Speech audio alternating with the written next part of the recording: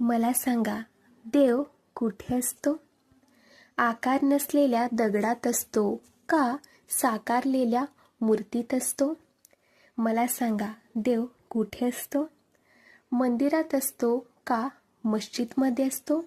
चर्चमध्ये असतो का गुरुद्वारमध्ये असतो?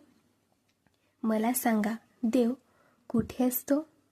पिंडीवर वाहिलेल्या बेलपत्राच्या देठात असतो का एकनाथांनी गाढवाला पाजवलेल्या पाण्याच्या माठात असतो? मला सांगा, देव कुठे असतो? तुकोबा चोकोबा ह्यांच्या अभंगात असतो का मुक्ताई जनाई ह्यांच्या ओवीत असतो? मला सांगा, देव कुठे असतो?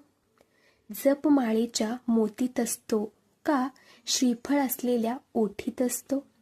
मला सांगा, देव कुठे असतो?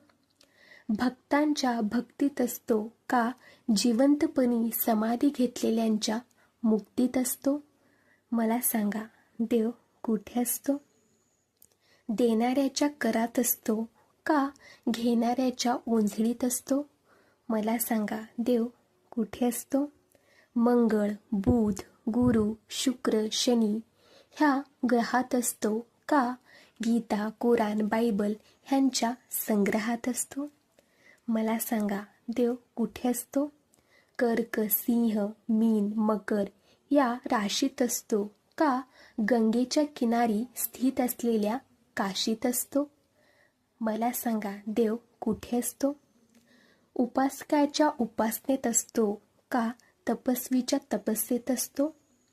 मला सांगा, देव कुठे असतो? लिंगाकार मधील पिंडीत असतो का वारकऱ्यांच्या दिंडीत असतो? मला सांगा, देव कुठे असतो? बघणाऱ्यांच्या दृष्टीत असतो का निसर्गाच्या सृष्टीत असतो? मला सांगा, देव कुठे असतो?